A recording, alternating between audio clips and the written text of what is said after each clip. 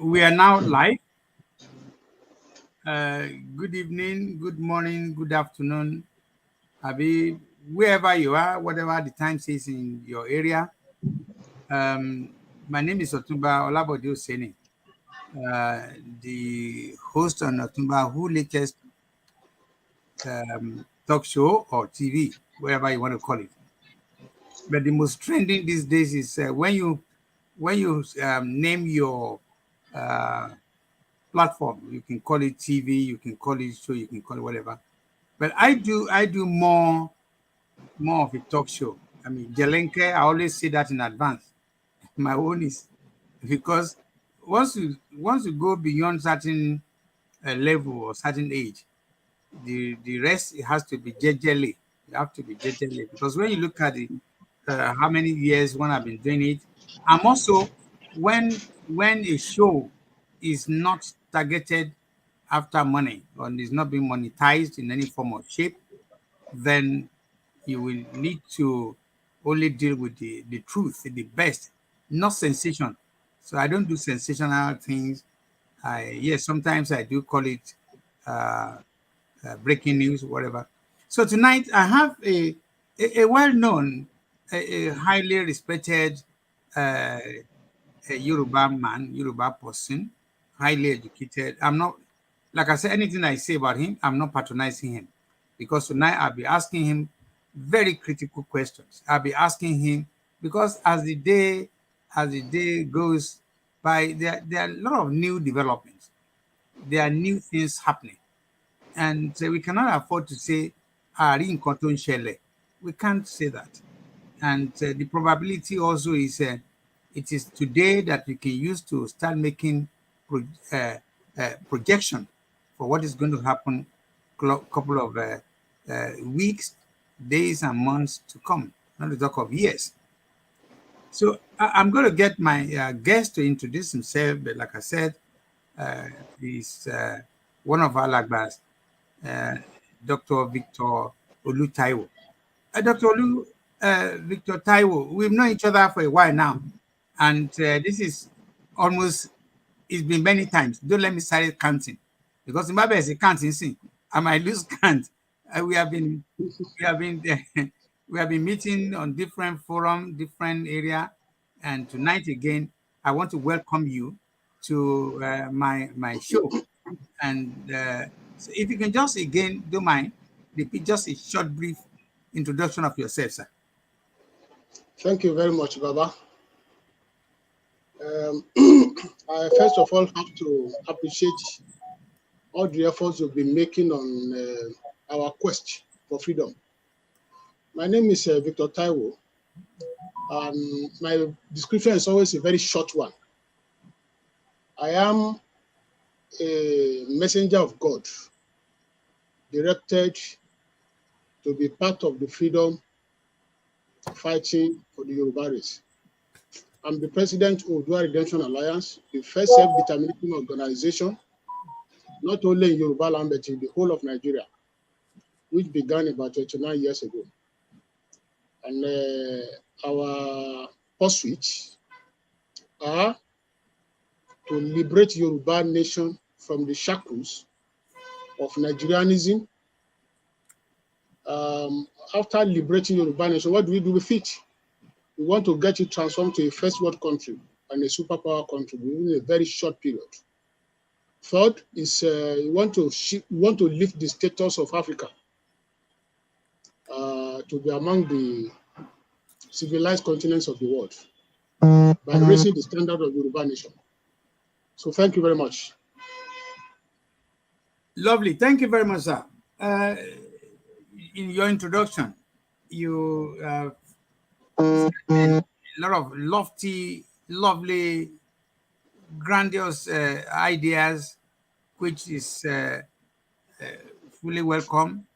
I am not going to deny certain things that I'm in love with the quest for a nation for the Yoruba. And even though it's a process that I have been following, and I have people like you who are leaders also in this in the self-determination movement. I want to appreciate you. You're doing a very good job, and I want to say Thank you, to sir. the whole world that I hope and pray that ìgbà tí kí gbogbo ẹ̀ kó ṣojú ẹ̀mí wa kó ṣojú ẹ̀mí yín tí àsìkò náà bá máa dé. Well, let's start. My typical topic of my show is on and about Nigeria, because about Nigeria is because we are still in Nigeria. That is the truth. We are still Nigerians. Even though I have another passport, I can turn around and say, "Mi mo koko," but I'm not going to do that. We are still Nigerians, yeah, in a way. So about Nigeria, and then we were talking about the update on our quest for a Yoruba nation. I am categorical on that because I don't want to be seen like want to be left behind. It's a very, very lofty idea. It's a very, very good idea for our children. So by the time they come in another 30 years or whatever, they at least they will have a nation that is 100% their own, like another race. All race want to have their own nation that is 100% their own. And the idea to have your own nation is to be able to own everything you have there for greater children coming behind us. Let me start by saying the trending or the latest news or what is going on in Nigeria now is the emergence of uh, also a good friend, Ashwaju Bola Ahmed Tinubu, who is now the president of Nigeria. What's your immediate reaction to his election that was conducted, concluded, and finally completed? Thank you. Well, the peculiarity of Nigeria, the standing peculiarity is that they never get anything right. They never get anything right. So the election has been shrouded in controversy. But whatever the controversy, somebody has emerged, and that person is Ashwaju Bola Ahmed Tinubu. Somebody must definitely emerge, and he has emerged. So on one hand, I think the Yoruba should be happy that at least for the first time we are having a Yoruba man at the helms of affairs of Nigeria. So he has emerged, and we have to congratulate him. So that's my reaction to it. Thank you. You use a word that's can be interpreted to many meanings. Shrouded. I'm not going to take that away from you. That since 1952, there have been all the elections have always been controversial. I've always ended in the court of this and court of that.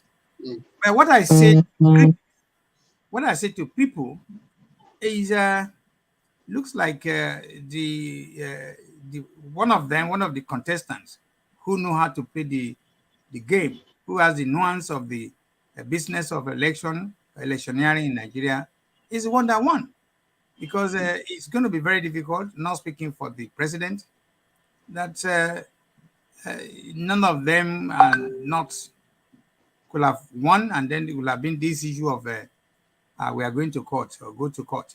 So, but I'm not going to dwell too long on that. I'm just trying to say that again to the people who did not win. That all we need now is to let us come together. Even for those of us who are outside, let us come together and support the presidency of Bola Ahmed Tinubu to make success out of whatever it is. He cannot do it alone. And there'll be another 4 years. So I'm going to take you to another area of our discussion tonight. Uh, you are also a president of ORA, that is Odua Redemption Alliance. What Odua Redemption Alliance have been doing or want to do, and how have you been doing it? Thank you, Baba. That's a very great question. It's a very great question. Very great question. As I said, the program began in 1994. That's 29 years ago that we began the project. If when we started the project, somebody had told me that it will take this long before we achieve our aim, I would have declined the continuation of the project. I never knew it would take this long. I never knew it would take this long. I thought it was a project that within 1, 2, 3, 4 years we will achieve. But I was already in the saddle before I realized that liberation project is not a simple thing. It's not a matter of cup of tea.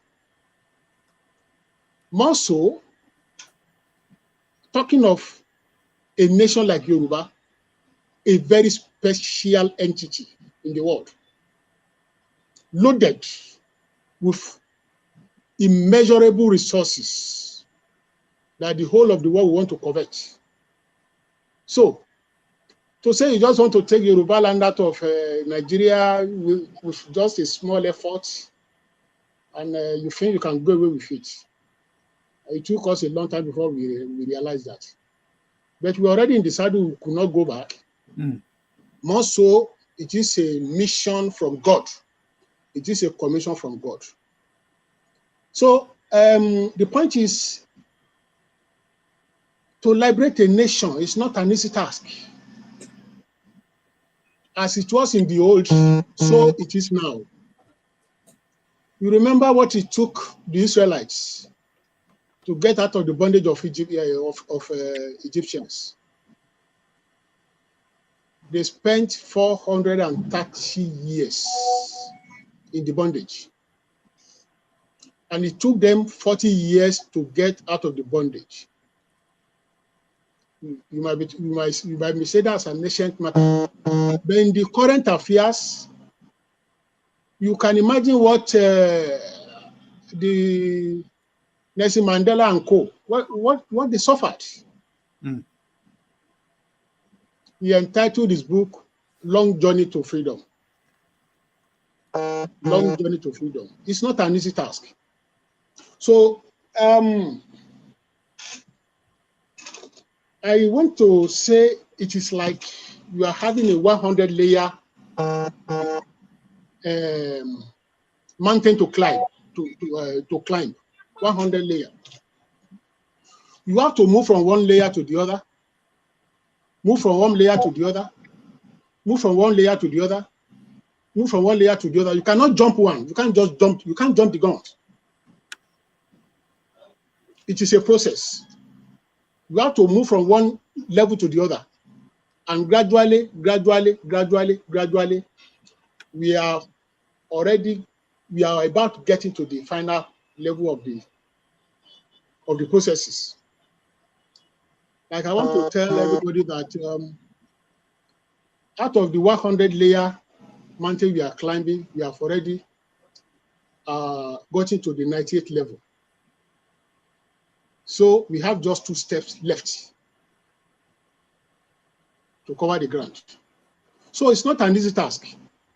One, just let me mention some of the experiences we have to pass through, or which we have passed through.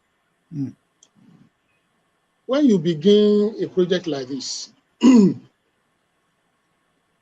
or let me put it this way, when I began this project, I thought I could just bring in some elders to assist the project, and within 2 years, we are through.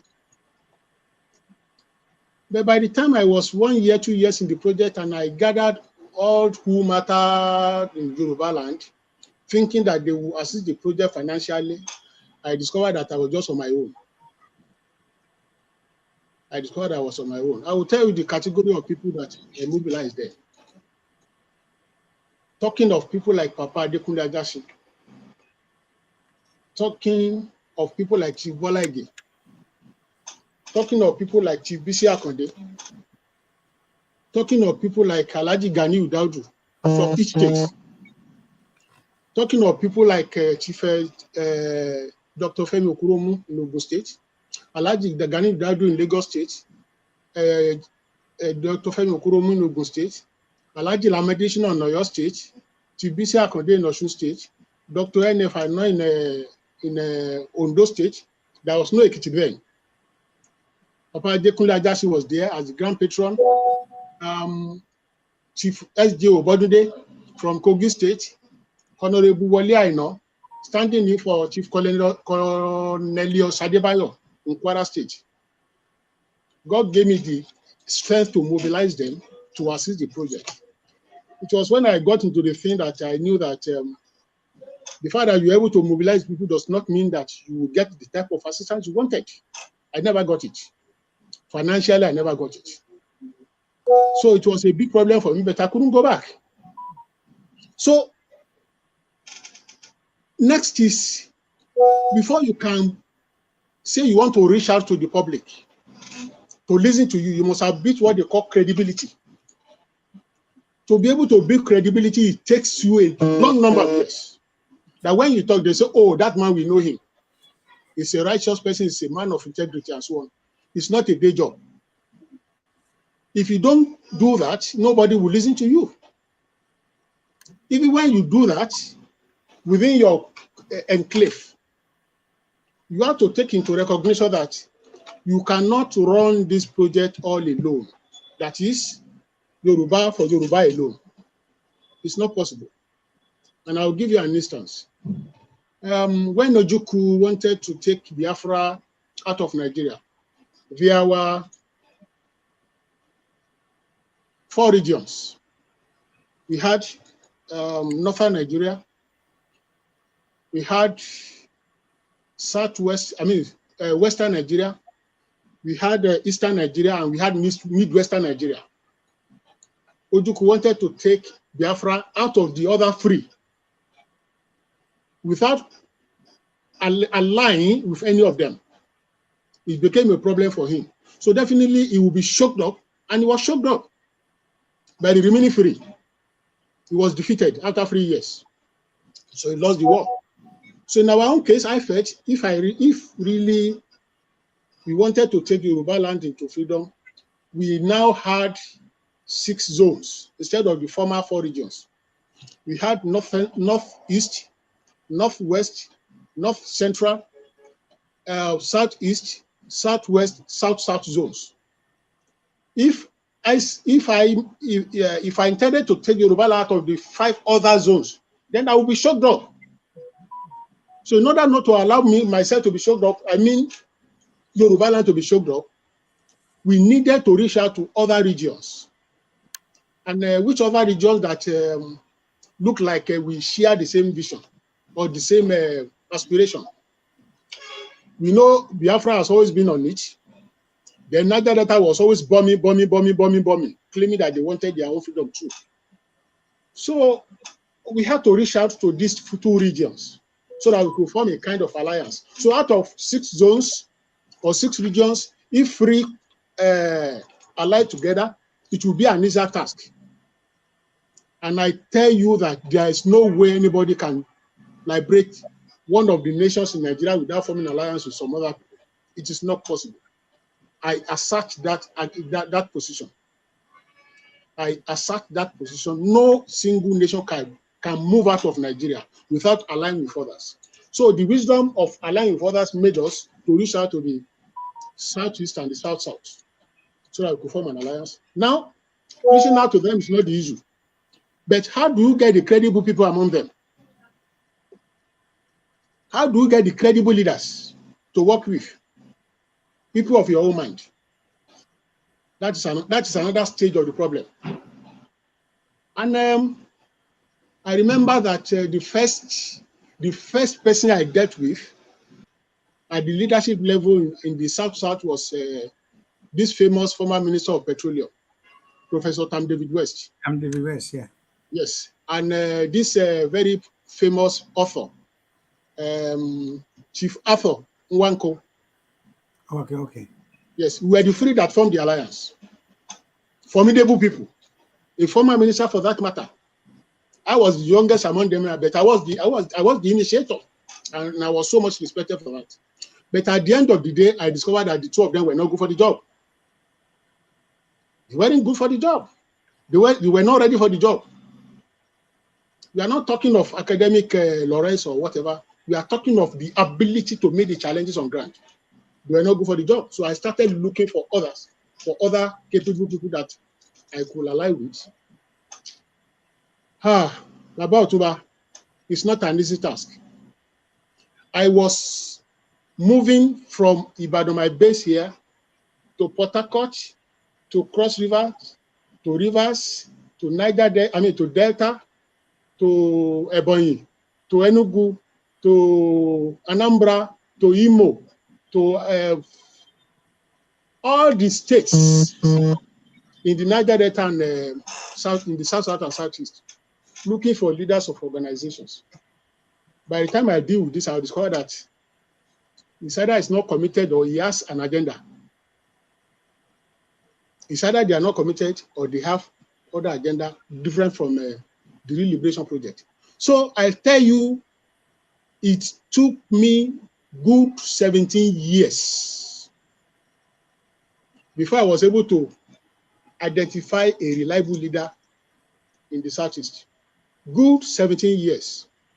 And shuttling the place as if I'm shuttling from Ibadan to Ikire, without financial assistance from anybody. In the case of the Niger Delta, it took me good 24 years. Wow. Yes. So when people say he has been on the job for close to 30 years, what has he been doing? The point is there are certain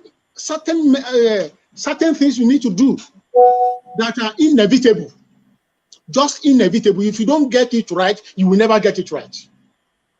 If this alliance is not on ground, you are going nowhere. So when some of my colleagues come out as they are from a Yoruba organization, they will go in the Yoruba is going the next 1 or 2 years. I just laugh.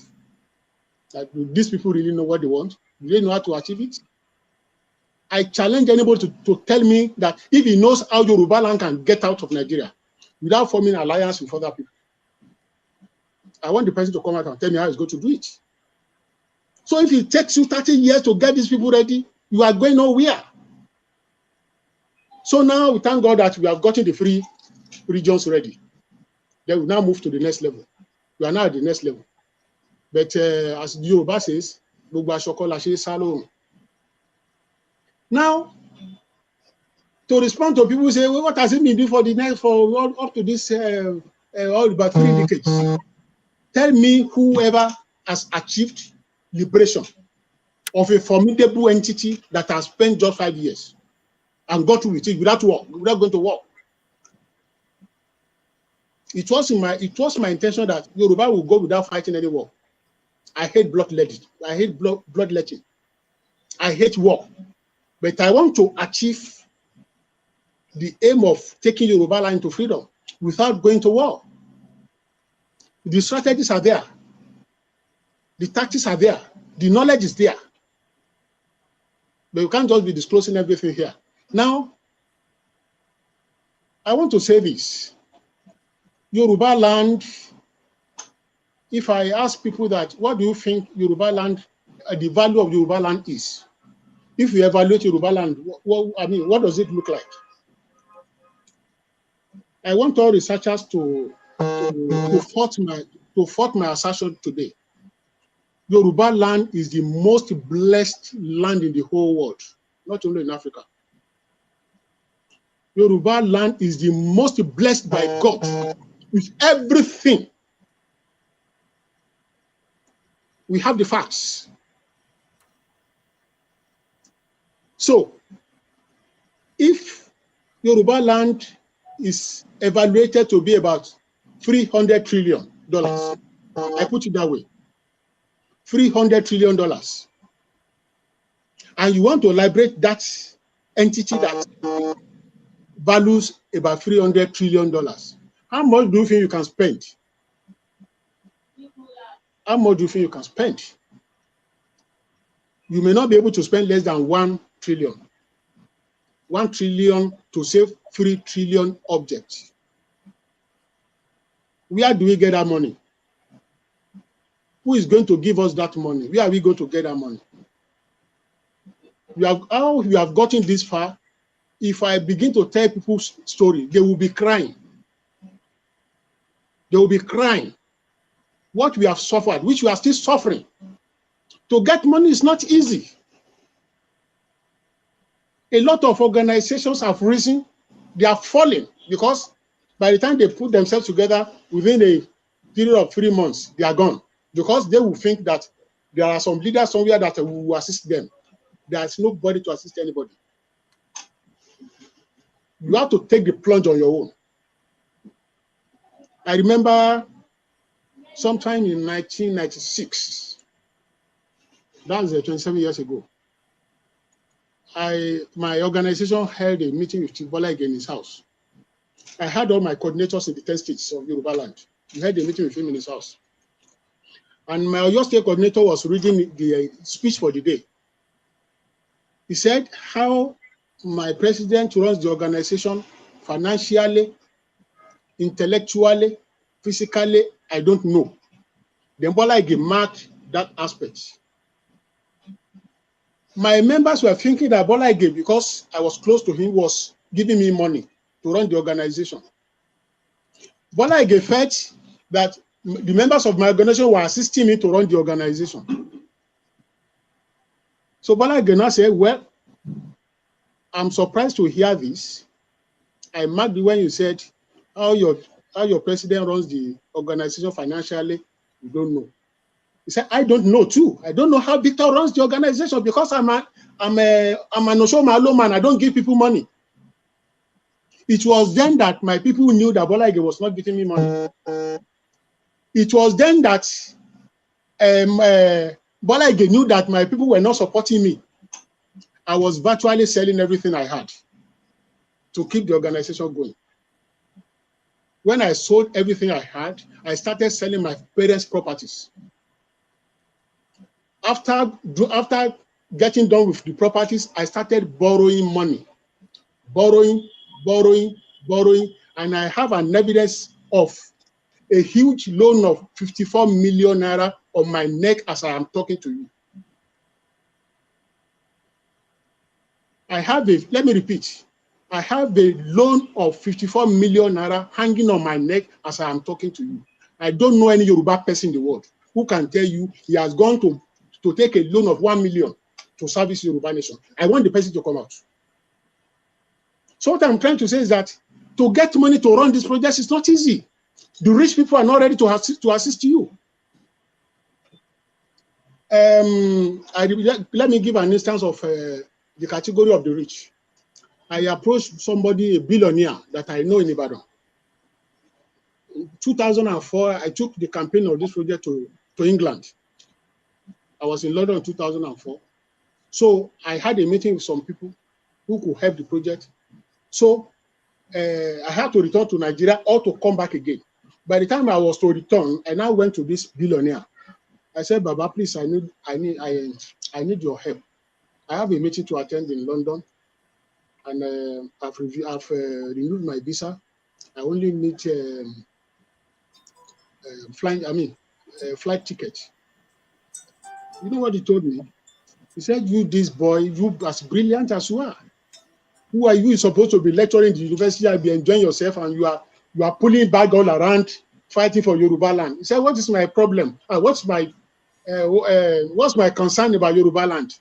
If anything happens today, I will leave my people, I will go to London. I mean, I have houses in London, I have in America.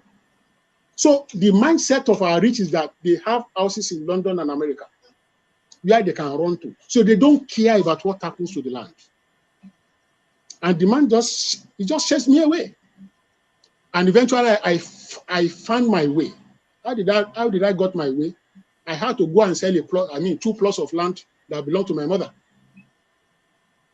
Can you imagine that? So what am I trying to say is that to be able to get money to run this project is not easy. A project that is what, let me say, I won't even say $1 trillion this time around. Let me just say $2 billion. Let's put it that way. A project worth $2 billion. And you cannot generate 1 billion naira, talk less of, let alone $2 billion. And we kept on working on this project that maybe tomorrow we have our way, maybe tomorrow we have our way, maybe tomorrow we have our way. And some people are saying, what are you doing for the past 30 years? So what I'm trying to say is that we have gone a long way on this project. A long way on this project, and there's no way we can run this project without international support. How do you appeal to the international support? What do you want to write to them? What facts about yourself? What antecedents do you want to lay down that I've covered that qualifies me to approach you for assistance? How much effort have you put in? How much integrity have you to be able to say, I want to approach the international community?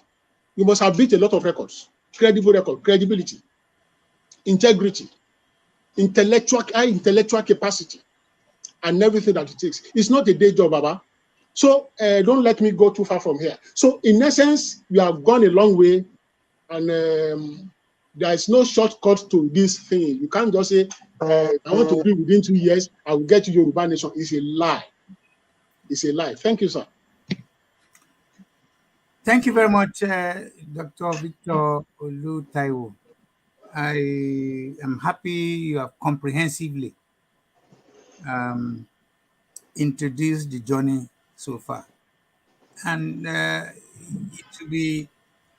it's not going to be difficult for anybody not to understand the journey so far, the antecedent, the beginning, middle way, the long term, and ultimately the long term is going to be the achievement of your aims, dreams, of our aims, dreams, and aspirations. But in between, let me quickly say this to people who are watching this program. Please do me a favor. Help me share to other friends and family who is on this show, who is watching this show. Please, as they say, share, like, love, subscribe, and where possible, press the notification button for some other time. If you help us do that, more people will see. But again, I must quickly remind, it's not a business of monetization. And Dr. Victor Taiwo, I am enjoying, and other people are enjoying your presence on this show. I've been receiving a couple of messages coming on, but some of them are directly to my phone, and some of them are just been coming now on the comment section. I will go to that as time goes on. From what you said, I read political science and a little bit of law, and is it not safe to say that you have indirectly said to our viewers that this journey cannot be achieved without an element of reality in the area of political process? Even if you don't call it political process, the process you have explained takes me to believe that without this process, Nigeria cannot be taken, Yoruba cannot be taken, Yoruba land cannot just be taken away or deducted away from Nigeria as an entity, as a sovereign state as we speak. Whatever the definition anybody want to give it, whether they want to see it as a Nigerian, whatever it is. But as we speak, from your explanation, 290 something countries that made the whole world cannot just wake up one morning and want to take Yoruba nation out of Nigeria. So it has to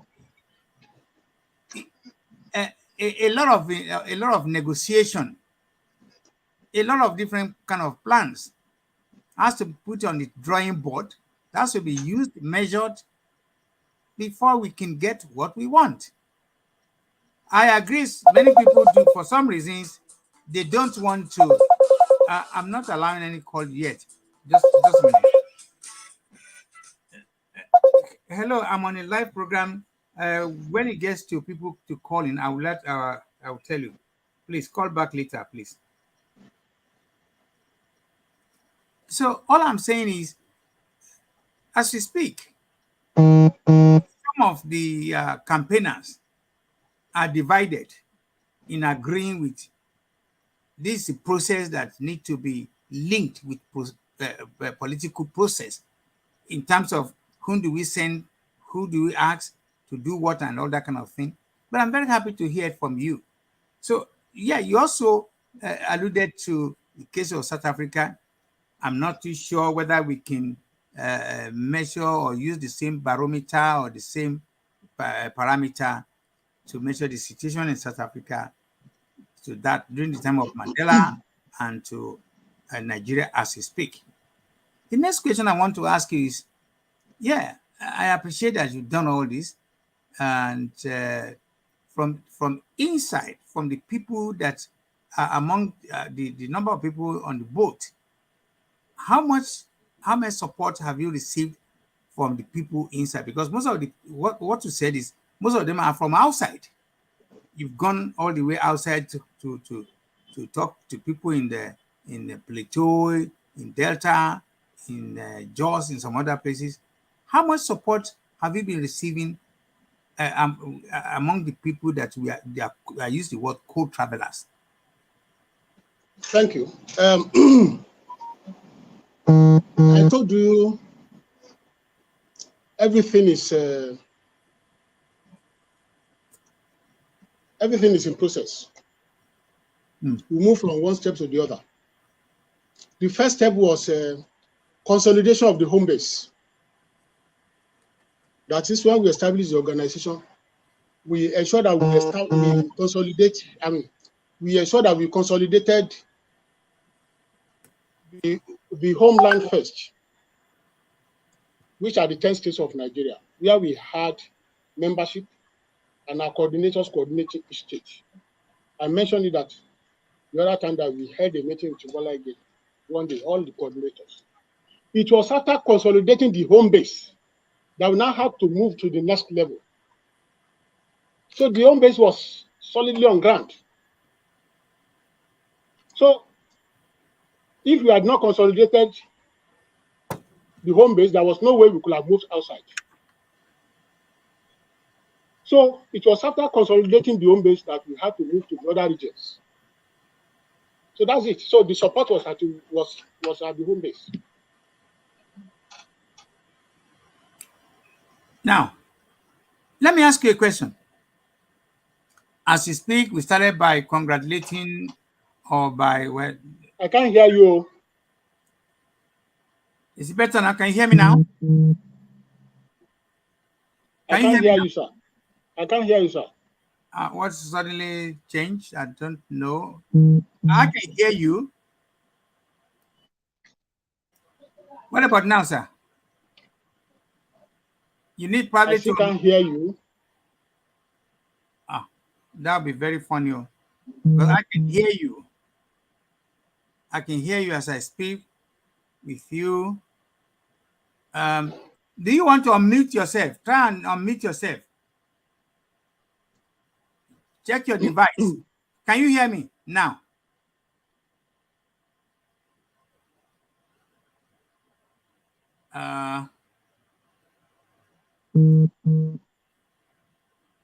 Very unusual.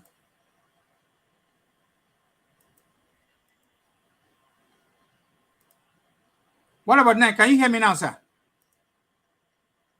Can you hear me now? Can you hear me now?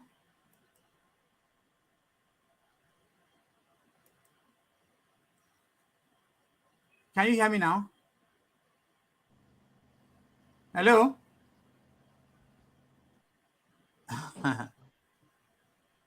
But I can hear you though. Hello, can you wave if you can hear me? You can't hear me. I can't hear you. I can't hear you. But I can hear you. You cannot hear me. Very unusual, very funny. Um, again, I need to go back to the drawing board because these are things that crowd layout. Uh,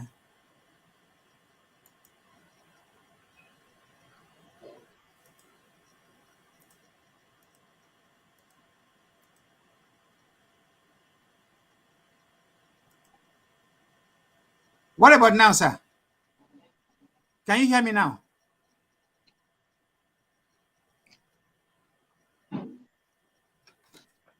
Just I will resolve this myself. Having issues. Settings.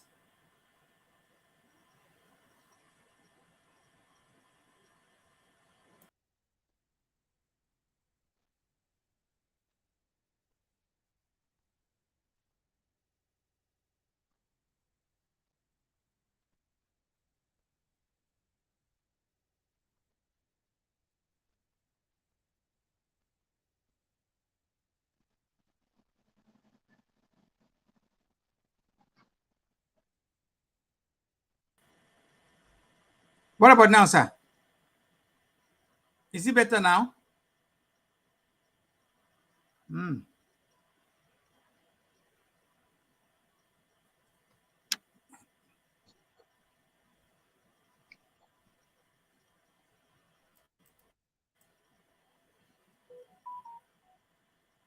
Well, I don't know what is going on. For some reasons, I think this is more of a technical problem. So, for those of you who are listening to me, I'm having issues with my guest. I can hear him, but he cannot hear me. So, what that it is, I don't know. And I always claim on my show that I'm not an expert on the technicalities. But when this kind of thing happens, and generally, I don't want to start thinking it's a sabotage or all that kind of thing. I don't believe in all that. If anybody chooses to sabotage or do anything, good luck to them, because this is not going to determine the rest of my life. So we leave that aside. So all I can see here is everything is fine. Settings, the audio is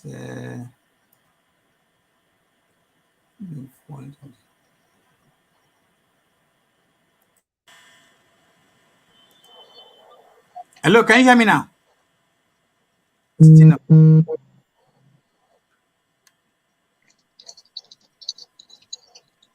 Okay. Well, I think we will probably have to stop the show because if I cannot hear my guest, that might probably be the end of the show. Because really and honestly, well, if anybody watching this show that you think what I should do or what's going wrong, you know about it, send me a quick message. Send it to the comment box. So that might be very helpful. Because, like I said, this has happened maybe many years back. So, any of you watching this show, if you know what you think I should do, send me a message, please. Send me a message to tell me I'm not savvy. I'm not all that savvy on computer, and I don't know what to do. All right. Let me.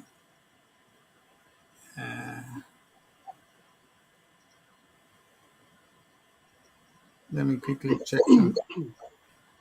Can you hear me now, sir?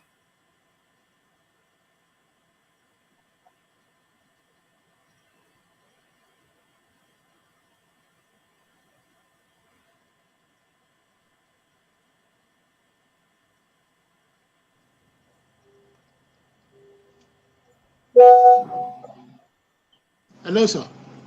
Hello, Baba. Yes, sir. It's me from here.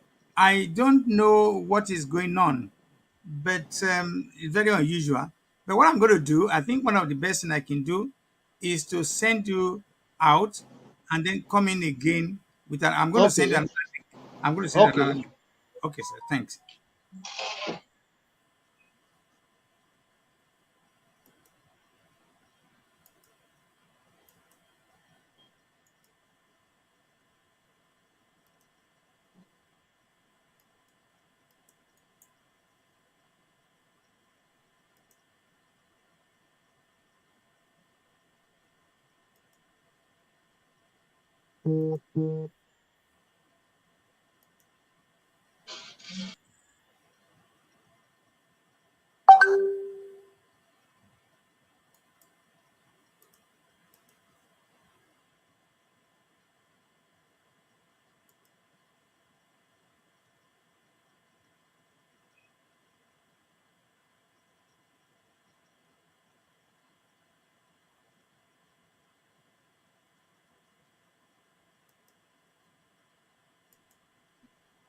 Hello, are you back?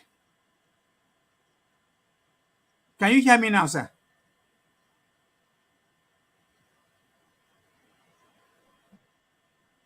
Okay.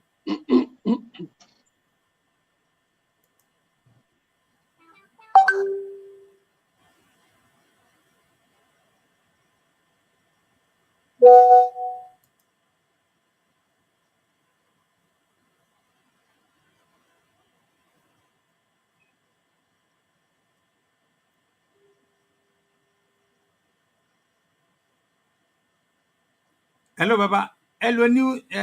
Just use the new link I sent to you. Use the new link I sent to you.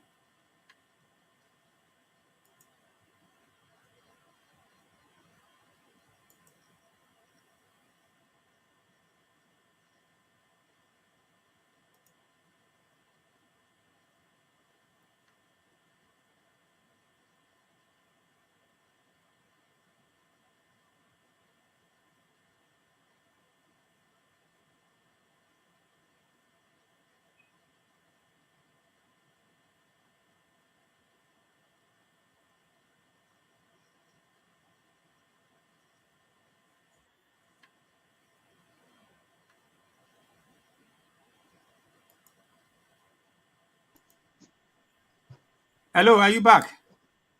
Yes, I'm back. Yes, I Wow. can hear you loud and clear. Thank you very much. Again, Yes. I must say again, please, thank you very much for those who have been sending me messages of probabilities of what could have happened. I do appreciate you. Thank you very much. Uh, Again, like I said, when you get to certain age, you don't get money for that, but the certain things you might not want to claim that you know better than what you knew before. I've never claimed that I'm an expert on the technical part of latest media things. So I'm not, and I don't want to. And there's no reason for me to want to claim that because I get nothing for it. Thank you very much, and welcome back, Alagba Victor. I wanted to, and please, ladies and gentlemen, friends and family watching this program, please do me a favor. Help me share, get people to like it, love it, and please subscribe. And also subscribe to the notification so next time around. The show continues, the show goes on. Dr. Taiwo, Yes, sir. the question I wanted to ask you before we have this problem, if tomorrow, when I say tomorrow, that could be maybe another 1 month when the new presidents have properly settled down. Because where he is now, I can imagine like a typical example of when the plane is taking off. You know that kind of tension when the plane is taking off. until when it gets to altitude, when it levels, and then they can start serving soft drinks and all that kind of thing. So it's still at a moment where I don't expect you to want you to do what I'm about to ask you, because that might be later. It's not all that emergency thing for him. So I can appreciate that. Let's see that subsequently, in another couple of months, the president of Nigeria, Bola Ahmed Tinubu, comes forward and reach out to the agitators. Of course, uh, that that will be extended to people like you because you are one of the leaders, and say to us, and let us sit down and talk. I cannot. I want good governance, and I want everybody to be part of it. If government of Bola Ahmed Tinubu offers you and I to sit down on a round table and say to us, I appreciate what you are doing, I understand what you are doing, that is your right, but you will also appreciate that as far as I'm concerned, I don't want to divide Nigeria and I don't want to start getting involved in that discussion. But let us offer you a kind of a referendum or a kind of a palliative arrangement where southwest, southeast, south, all the regions will have 100% autonomous. What will you say to him? Well, that's a very big question and very intelligent question, Baba. You see, there is one theory called compromise. Compromise. I am not a man of compromise. Before I set out on this job, I don't want to look like people claiming, chanting God, God, God, God, God, God, God on everything. Even when they are telling lies, they tell you, they start chanting God, God, God, God. But let me be very specific. I am a man of divine vision and divine mission. I received my call from God. And the message I got from God is to let Yoruba out of Nigeria. So no, unless God calls me to tomorrow and say he has reversed his decision, which I know will not happen. You see, if our President Tinubu calls people tomorrow to come and negotiate the furtherance of Nigeria, yes, some people may go. Some people may go, but I will not be part of it. Because people don't see what I'm seeing. Maybe people don't see what I'm seeing. Yoruba land is such a great entity, great creation, the greatest creation in the world, created to be independent and to rise supersonically. And somebody is now saying, I want to negotiate that we have to remain at the bottom rung of the system. I won't accept that. Yeah, So some people may go and negotiate for autonomy, regionalism, whatever, but the mission that I got from God is to lift Yoruba out of Nigeria and put Yoruba land on the pedestal of a supersonic flight. So others may go. I will not be part of it. That's okay. my position. Fair enough. Again, I'm saying this very, very reluctantly. I am a moderate, and I hope and believe it's very easy for some people to understand or misunderstand. But what I'm saying is, because I'm also looking at the other side of this problem, that to achieve this separation, there are two options. The first one is to go through the proper negotiation here, political approach, all that approach, a temporary palliative arrangement where we are going to restructure a lot of things, where devolution is going to take place, and so and so and so. That's option one. And then in between, within that option one, we could also start talking about different kind of backup plans. But this the second option, which seems to me, I want you to pick one of the options, which seems to me to be that it has to be, we have to, any which way, we have to go out by force. So again, within the by force, there will be planning, there will be so many things. And like Riley said, some people will be part of it, some people will not. And as much as I'm also entitled to my opinion as a host of this show, like I said, I'm a liberal person. But that should not mean to anybody that I'm a weak person, or that means to anybody that I did not believe in the entirety of the project. I do. So one of these two options, which one, before I go to the next question, which one are you looking to pick on, sir? Please, can you repeat the options? Repeat the options you have just mentioned. Okay. The first option is, like I said, if we get an invite Yeah. from the present government. So listen, Mm-hmm. I have had and I've seen and I know there are many agitators agitating for different kind of separations and so on and so forth. But where I sit, no way, nobody can make me to break Nigeria or to give me scissors or a hammer to start uh, uh, uh, breaking Nigeria into pieces. It's not going to happen.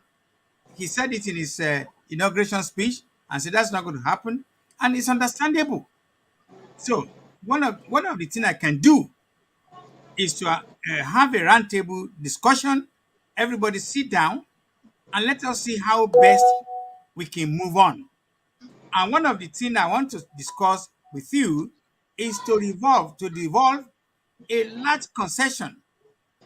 And as you know, before before Buhari left, he had already devolved certain areas to some of the states. I mean, all the states, to be honest, security, economic, local government, and many other things, education, and so on and so forth, even healthcare, electricity, and so on and so forth. Even now, on top of that, Tinubu improves on that set of offers. So listen, go back to your region, go back to your area, and do whatever you want, as long as you comply with the federal arrangement. But none of the federal arrangement is going to uh, be an exploitation to make life impossible for people of Southwest, Southeast, South, and so on and so forth. That would be the first option, talking. Yeah. And the second option would be from your stance, from the way you just said now, you are looking at that might not be good enough for you. As far as you are concerned, you want you just want a Yoruba nation out of Nigeria. Having said that, that's your entitlement. You have the right to demand for that. But you also need to let people who are listening to this show or other people who are even not listening, but they are going to listen to it later on. How are you going to do it? The only alternative to the first option is to go out or want to go out by force.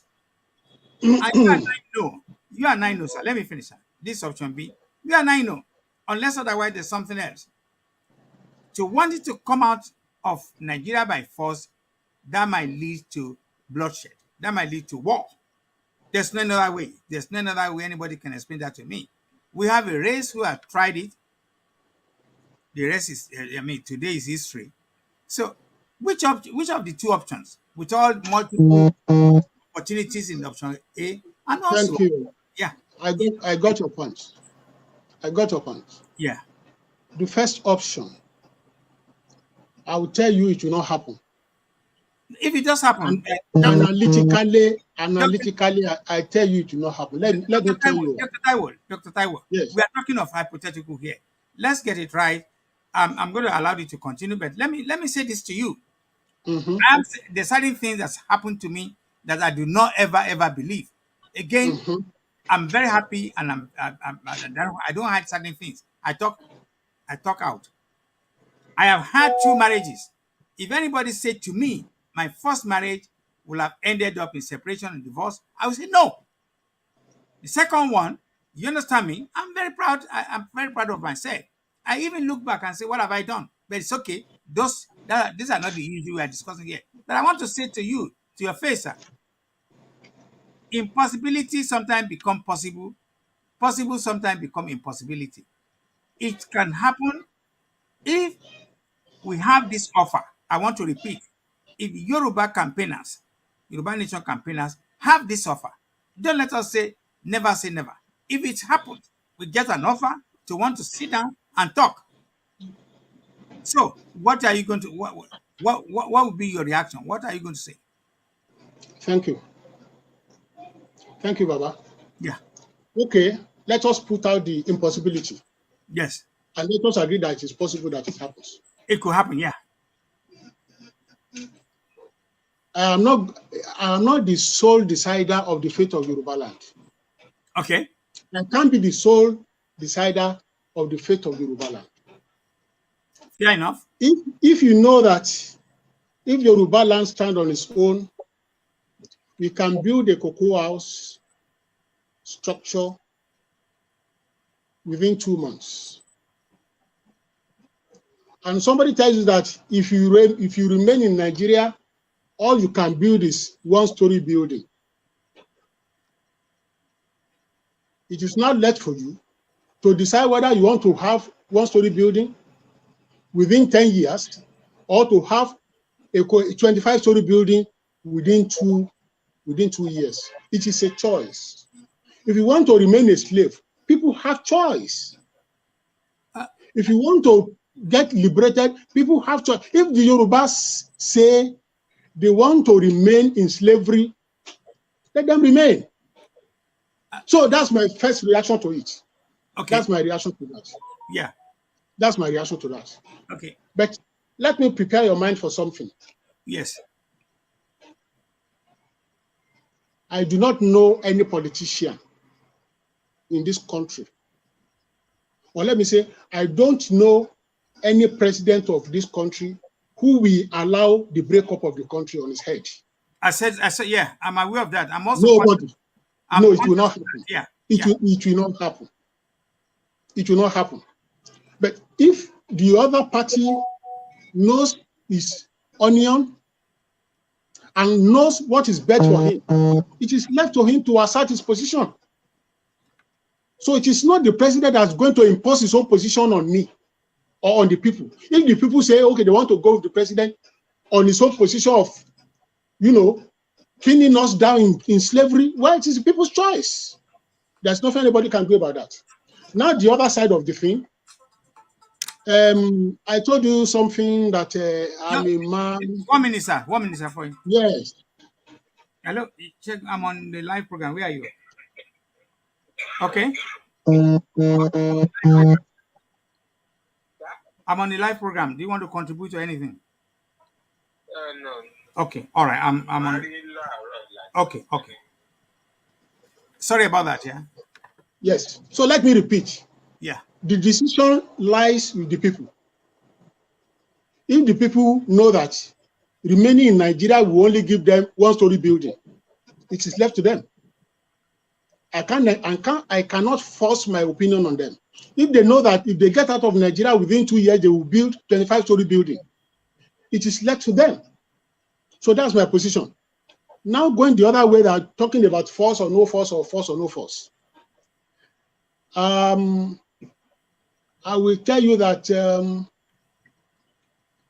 about a week ago, my wife got involved in an accident. And by the time the doctors were working on her, suturing the cut places, I couldn't stand there. I said, I cannot stand where somebody is even being injected. I can't stand there. For I don't know how many years, I have been doing free blood donation every 3 months, 4 times in a week, and 4 times in a year. I donate blood to save life. So if I am donating blood to save lives, will I now be that person that will now engineer bloodletting? I won't do it. I won't go for war. But I want you to let you know that there are things people say are not possible that are possible. And I give people instances. This is a telephone. With this telephone, okay, if somebody has said about 30 years ago that there will be a device whereby you'll be communicating from Nigeria with somebody in China, in London, in US, all over the world, and you'll be seeing yourselves. Baba Otuba, as old as you are, will you have accepted that possibility? Probably not. But then again, for the IT people, I mean, I spent substantial part of my life I'm talking about 30 years ago, sir. I'm talking about 30 years ago. Probably not. The answer to will you have imagined that it will happen that without a cord linking your phone with any other object, yeah, you'll be talking freely with somebody, even in your toilet with somebody in China? You say it's not possible. Now, I'm sorry. I'm not being sorry, sir. I'm sorry to interrupt you. I'm not being yes. difficult here. Like I said, when I left Germany in 1970, I mean, when I left Nigeria in 1970, I Yes. first went to Germany. That is Eastern Okay. Germany, Western Germany. And again, Okay. I partook in the 1972 Olympic in Western Germany then. That was, I'm sure you remember the date or the time. Yeah. There have been technology, and I happen to have worked in a company called DTV. They are into electronic, into devices, phone, and so on and so forth. And to be honest with you, 1972, I have Okay. seen a sign of a phone that have been developed that has this kind of images and so, but not as perfected as it is today. Okay. So Okay. I'm sorry. I mean, I'm using my own example when I was when I was in Germany 54 years ago. You know, so I might not necessarily say I can imagine 30 years ago, and that is over 30 years ago. So, Okay. and you know the way maybe we can look for another analogy, but as far as that Okay. one is concerned, yes, it has happened 50 something years ago. Okay. Okay. Let us leave that. Okay. All I want to say is that there are things that we felt were not possible that are now possible today. I remember in those days when letters were being sent abroad, it could take 2 months before it goes and return.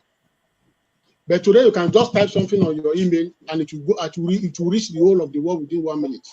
You will never have imagined that at that time. Possible. Take it. Yeah, well, from people from You Africa. will never have imagined that at that time, that you can just type something on your phone or on your laptop, and within a minute the letter will get to China, will get to Australia, will get to London, will get to Sweden, and all the rest. When letters were being sent that would take 1 month to reach the destination, and 1 month to have the reply. So the point I'm trying to make is that when you think something is not possible, some people make it possible. Some people make it possible. So if you think there's no way you can go without war, without force, I will tell you that there are devices, there are means through which we can achieve it without going to war, without exerting force. Okay. These are the things we have been working on all this time. And I want to assure you in the name of God Almighty that Yoruba land is going to have its freedom without going to war. Okay. Oh, fantastic. I mean, and without blood again, Dr. Yes. Taiwo, I'm very happy to hear that because, like I said, not that I'm afraid to die at 76. The issue is when is the right time to die. That's all that is in the hand of the Almighty Allah. But for me, I'm saying that anything that can make us to avoid unnecessary bloodshed or whatever, because in most cases it's very easy to call for war. It's very easy to go to war. What you're going to find out is the children of the poor people that might end up losing their life. Now you just said one thing now, which is remarkable to me. If all this kind of alternative, because I remember, I can't remember the full story. In Kenya, when Jomo Kenyatta was there, when these Mau Mau people started putting poison in the food of uh, the the invader, I call them invader, or the colonial masters. But we're not going there too fast. All I'm saying to you, sir, and I want to repeat, and in a minute I'm going to allow people to start asking questions. The question I've asked again, I'm saying again, if Yoruba people were to be asked to come and sit down on the round table, if because even at that, even at the war level, after war, 99.99%, the warring partners or parties will still have to come to sit down on the round table. I got to Germany just shortly after the Second World War. So, and I know exactly what it is, the conciliation, the all were necessary to bring people together. After war, any which war, you still sit down to talk. So I'm saying, but you said one thing which is also very, very interesting. You said, and that makes me to appreciate you as a Democrat, you said, if Yoruba people want to attend that kind of a round table, it. But, sir, is it not the same thing if the government of Bola Ahmed Tinubu comes tomorrow and say, "Well, here I am. Let me deal with the case of agitators once and for all. Let me offer everybody. Let me offer everybody amnesty." And then he now follows because even to get amnesty inserted, oh, I'm sorry, is but that is not something to do from here. It needs something to do with the network in Nigeria. So while I'm expecting him to come back, I want you, if you can send in your message, I mean your comments, that would be very, very much welcome. Come on with your, oh, I think he's back.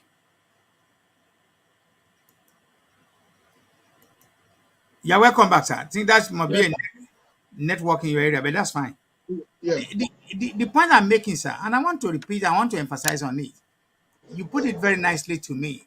It's just like last time when I was doing briefing with Professor Banji Akintoye. I asked the question. I think something similar to this. If majority of people say, ah, ẹ jọ̀ọ́ o, àwa fẹ́ lọ, ẹ jẹ́ ká lọ gbọ́ ohun tó fẹ́ offer wa o.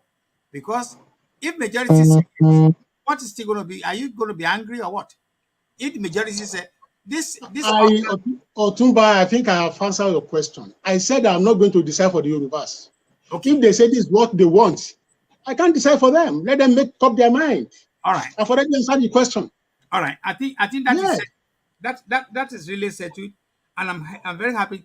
You see, because again, like I said, the other part of this struggle from experience is even in civilized country like I think it was that Spain, where the Catalonia people had similar situation. We have not even gotten to the point where Catalonia people were when they voted for to to separate from Spain, and almost about 90 something percent of the people said we want to go. But then what did we get? The government of Spain, not with any other person, not with any other country, resisted them and said, no, we are not going nowhere. And that's how that move for self-independence died. But then again, you also alluded to in history, in the year past, there has not been very few cases where separation had come so easy. Well, the only one or two examples you and I know is probably Czechoslovakia, that they agree with ordinary shaking hands to separate and they go different ways. They are still more or less brother and sister. Uh, then we have many other bloody cases like in Yugoslavia that now created three countries or so. But they also have a lovely situation. A good example is in Russia, in Soviet Union in 1990, where the big bloc of Soviet Union, there are about 23 countries that came out of it. So really, we can continue with different kind of examples. They're not going to be the same. They're not going to be the same. But the point I am making, sir, and I genuinely know that what I'm saying can fly with some people. Some people will say They don't care. They don't want to hear that. But the truth of the matter is, we can be offered. I have no doubt in my mind that if we are offered, majority of our people might say, listen, having bread is better than nothing. At least we were able to do all this kind of things. So that is what I think we need to consider. And please help me share this show, subscribe to it, love, like. Now, anybody who wants to call in, you can call in and ask my honorable guest, my friend, my brother, my everything. You can call him. So then I have promised that I'm going to do only 1.5 hours because of time. Is spending extra time, money, and energy to be on my show. I appreciate that. So we have another 15 minutes to play with, and if we get that call, that'd be nice. While we are at it, let's relax a little bit and go back to Nigeria. Oil subsidy. There's also part of what you still remain in Nigeria. What people are now having. So what's your take on the oil subsidy? Thank you, Baba. You see, it's like we deceive ourselves in this country too much. Hmm. We tell too much lies, too much deception. As I told you before, I had a relationship with Professor Tam David West, who was once the Minister of Petroleum in Nigeria. Till this man died, he kept on saying, there is nothing like subsidy in Nigeria. Tam David West told me that, and he told the whole of the world that it is a ruse for anybody to say there is subsidy in Nigeria. There's no subsidy. That's the real fact of it. And somebody has come out to open the can recently that if anybody could lay his hand on somebody being paid subsidy, that the person should come out. If there is anything like subsidy, it is a connivance among the people in government. It is as simple as that. I tell you categorically, there's no subsidy anywhere. If there's any case of subsidy, it is a kind of connivance within the powers that be, within the cabal that rule the country. So that's the point. There's no subsidy anywhere. I lay claim to this. Thank you, sir. Sounds very good, because opinions coming in on my phone here is clearly that the decision of the president, the decision he took, even though he repeated what has been said, what have been planned to be done to remove the subsidy, and you have clearly, eloquently described the situation that it's all about fraud. Subsidy or no subsidy has been very, very fraudulent part of governance, and it has been killing the economy and so on and so forth. So that the new president, because here is a comment that during the time of this, when the border were closed for almost 2 years, the neighboring countries like Cotonou, Togo, and their price, the price of their liter did not even go up. And I was also watching a clip. It was 7 minutes, where some other places in West Africa, where they have been having relatively cheap supply of petroleum, and the price was not killing compared to where we are the producer, that we are going through a lot of hell. Well, okay. Again, I want to start thanking you for coming. Like I said, I know we have been able to talk about this. The only one or more last part of my discussion would be, uh, we are looking forward to the day. I have just suggested, it's a suggestion, that we might get a call. Like I said, I know him. If I get to see him anytime soon, if everything is properly settled, I will mention this. I'm sure he's a Democrat. I will mention this, and I will believe in that's not going to shut me down. So don't say, I will mention it. And I can imagine that he, as a friend, will say, well, These are his position and so on and so forth. So then, if that is the case, I'm thinking, that probably majority of our people will want to think about it. And like I said, if you offer us something like referendum, your reaction to referendum, for example, a quick one, just 1 minute. Wow, will you accept referendum or not? Who is going to call for the referendum? Do you mean the president or who? Who is going to call for that referendum? The federal government can call for referendum, and we can also go by the Referendum to determine what, sir? to determine whether Yoruba people should live or not. I want to tell you that. Two questions, sir. It's Yes. usually two questions, yeah. Mm-hmm.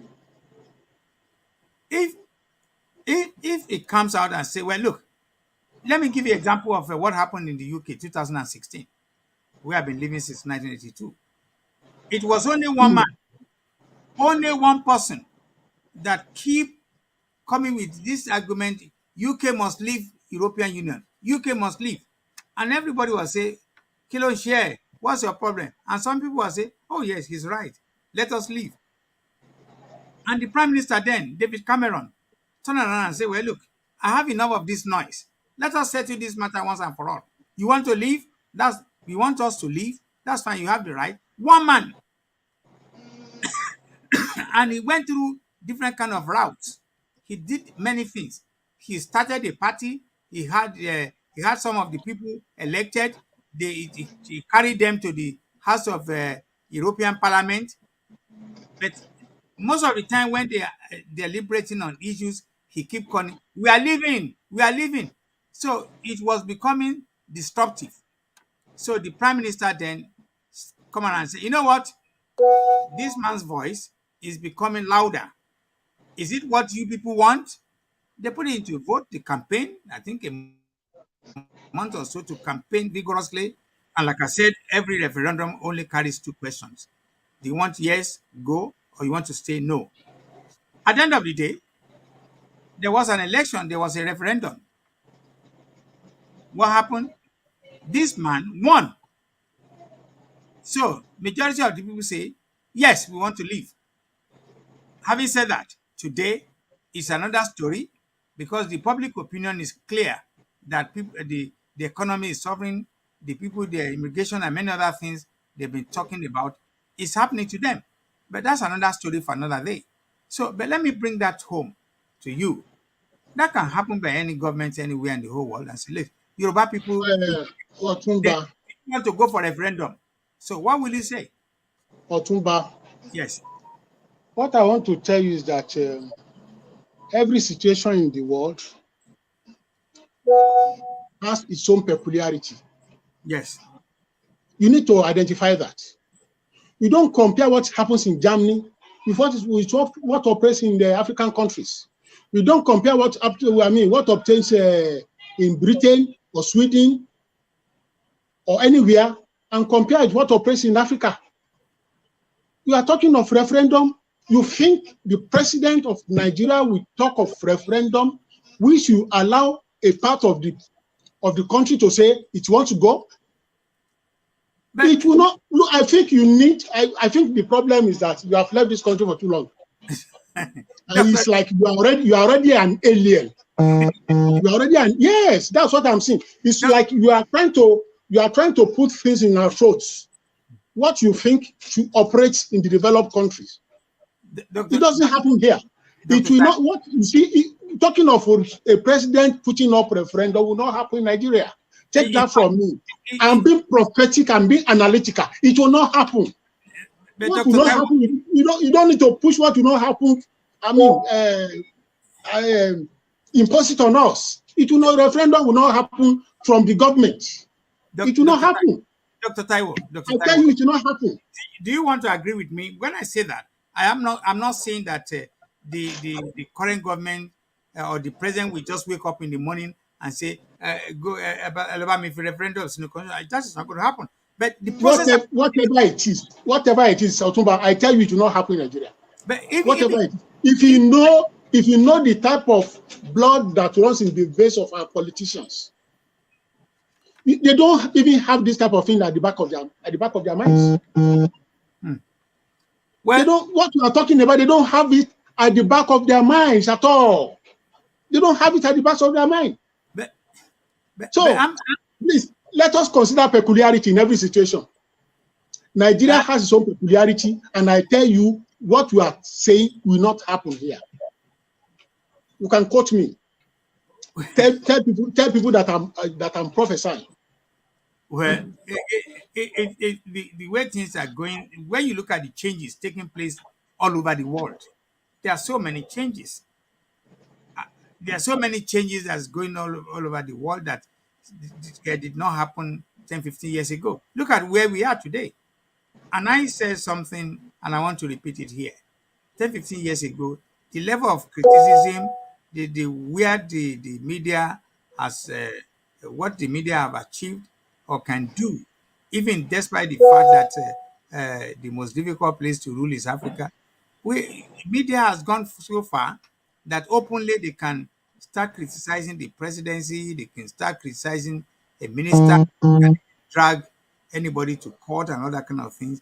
So if like I said, there's a review of the constitution, and the review of the constitution can be only a political process where the NAS, the National Assembly, from local government to Senate, agree to review.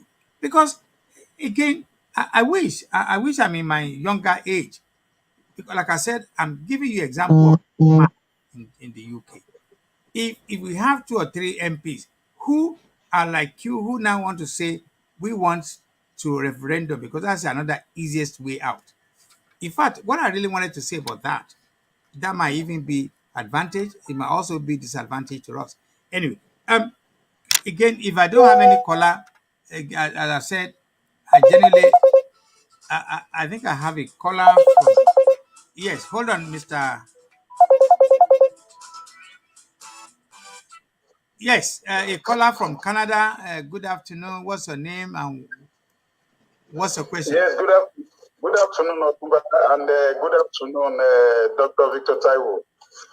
My name is Chris Akingbadi. I'm calling from Toronto, Canada.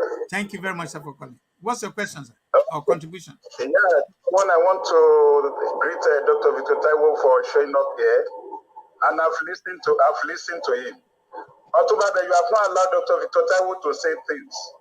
You are saying your own opinion. I thought you should let your guest say what he has come to say. That is the first thing I want to mention, which is my observation. And that's fine. You are the one pointing your opinion on us. You shouldn't point your opinion. You have brought a guest.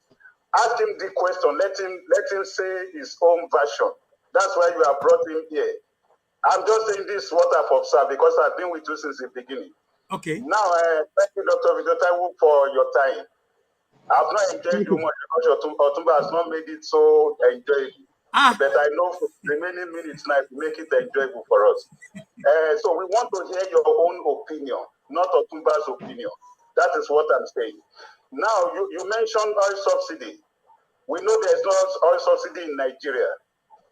And if we are removing the supposed oil subsidy, I think Nigeria should remove all the oil subsidies in Nigeria. When I say all oil subsidies, they should go to the National Assembly. There's so much oil subsidy in that National Assembly. You have to remove all the subsidies that those senators, those House of Rep members, those bogus dollars, trillions of dollars, billions of dollars, they are voting for National Assembly. Why are they voting that one for them? It's also part of the subsidies that this government must remove. Then they must go to those governors that are doing so many things. All those security votes ending in their personal pockets. All those things that are disappearing from the states. Those are oil subsidies that must also be removed from them.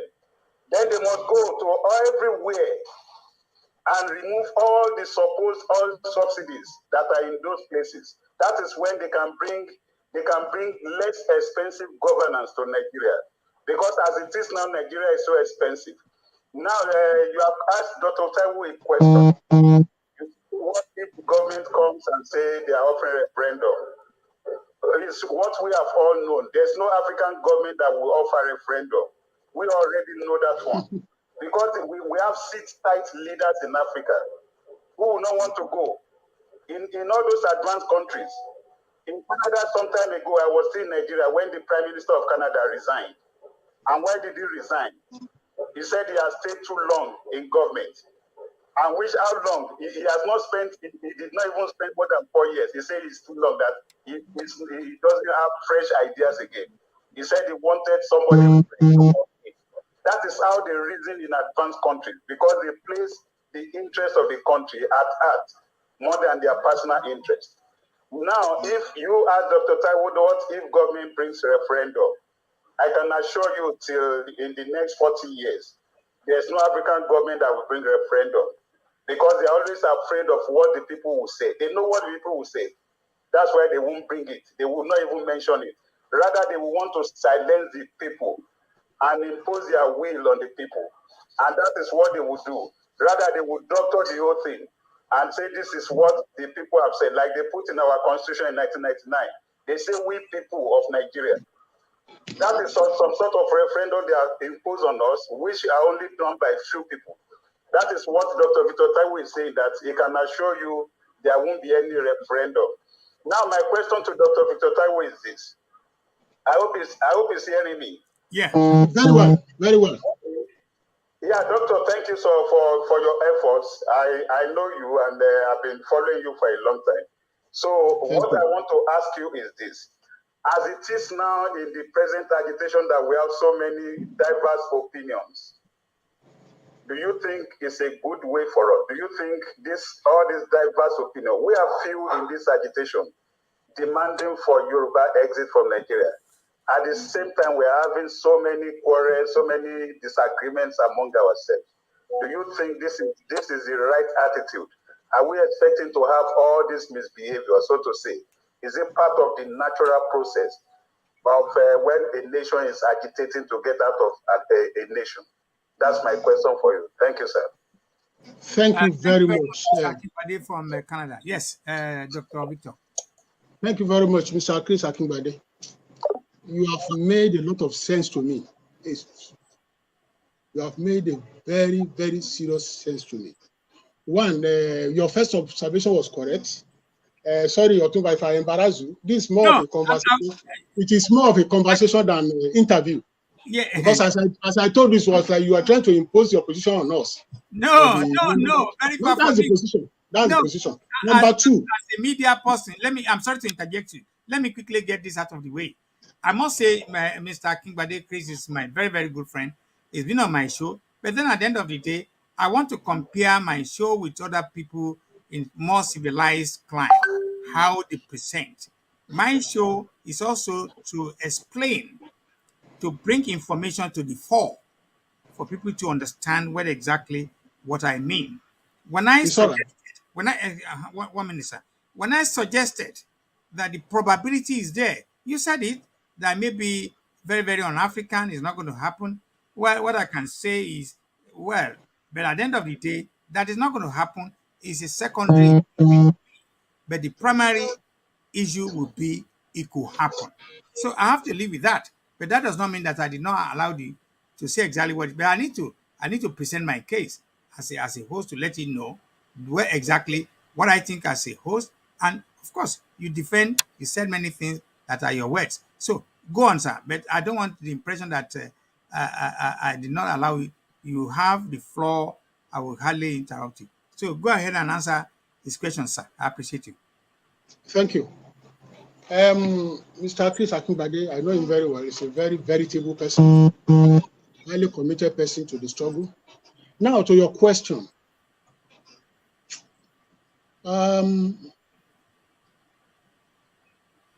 We have had too many organizations in Yoruba land. Too many organizations. And what we could do was to bring together the organizations to form a cohesive whole.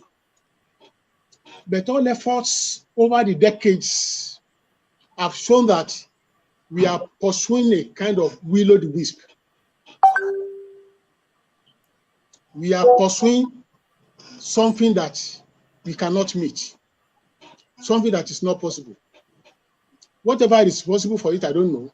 But to say that you want to bring together the organizations in Yoruba land, it is an Herculean task, almost impossible task. Without being modest, I'll be at the forefront of unification of all the Yoruba fronts. But it has not been possible. So now the choice you have is, if this thing is not possible, if the unity of Yoruba people, Yoruba organizations is not possible, do we go to rest? Do we abandon the struggle, or we walk around it? We take options to make what we want happen. So we arrive at the conclusion that we don't really need a multitude to change the world. According to the philosophy of Dr. Taiwo, you don't really need a multitude to change the world. How many people changed the destiny of America? Just 8 people. How many people changed the destiny of Japan? Just 8 people. How many people changed the destiny of Yoruba land? Action group in those days? Just 8 people. So you don't need the millions, you don't need all the multitude, you don't need all the organizations in the world. You might have a single organization that knows its onions, and it will lead the path, and the path will lead to our freedom. What matters most is achieving our aim. It's not the number of organizations that are involved. So I want to assure you that we must not wait until you have unification of our fronts before we embark on what is in our mind. So we can always have our way, and I want to assure you that we are having our way, regardless of whether there are various organizations or not. You don't really need all the organizations. In fact, I tell people something that the moment you see, there are areas where the unity is very, very essential.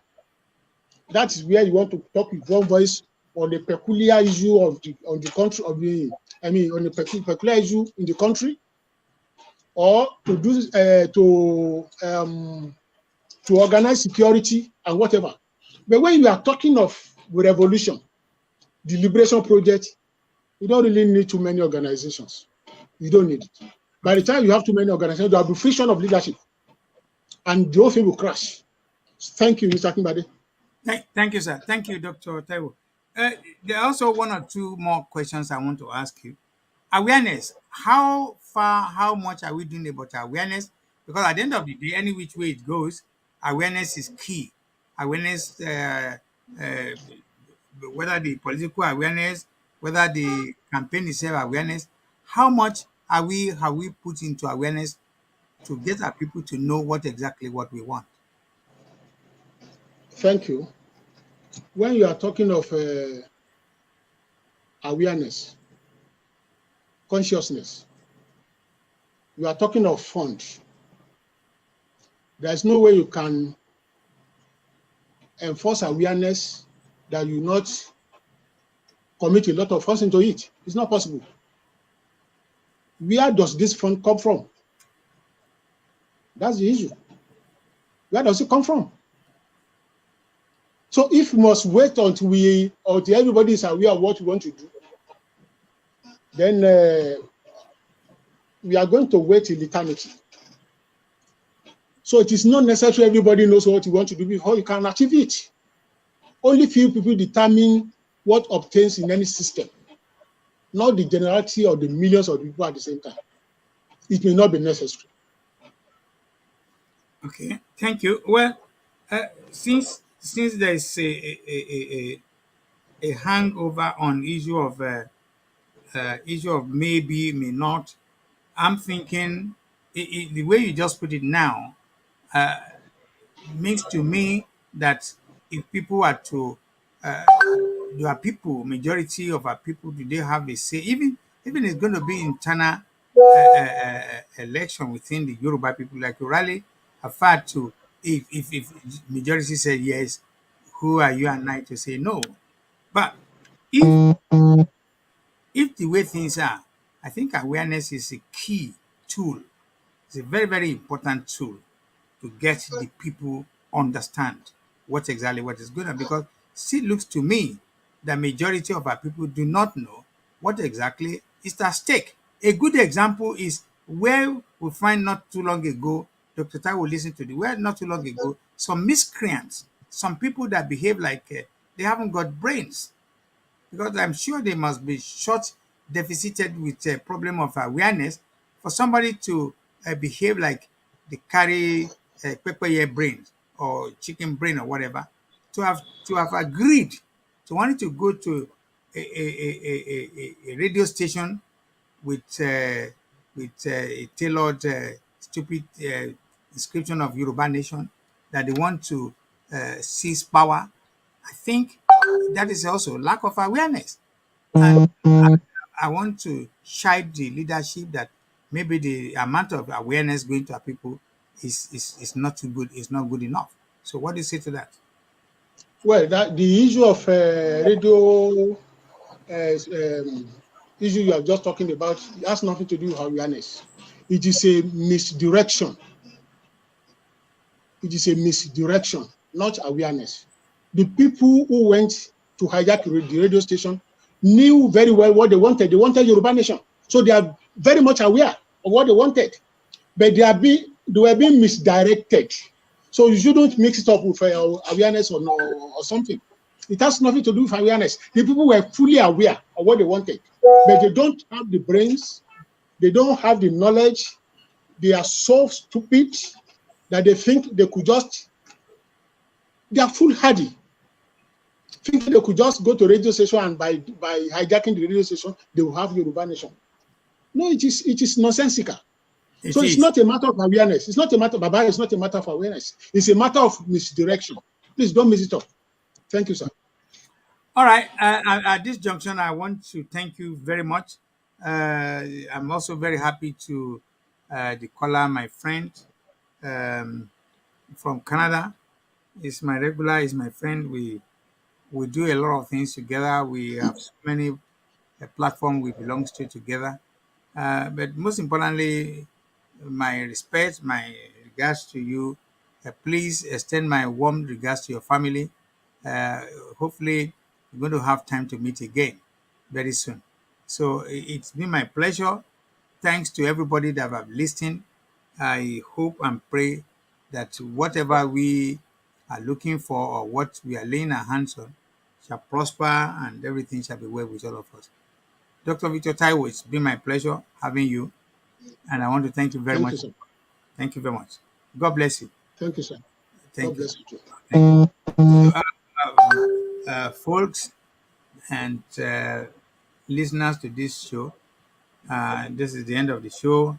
I want to thank everybody that listened, people that log on to watch the show. Thank you very much.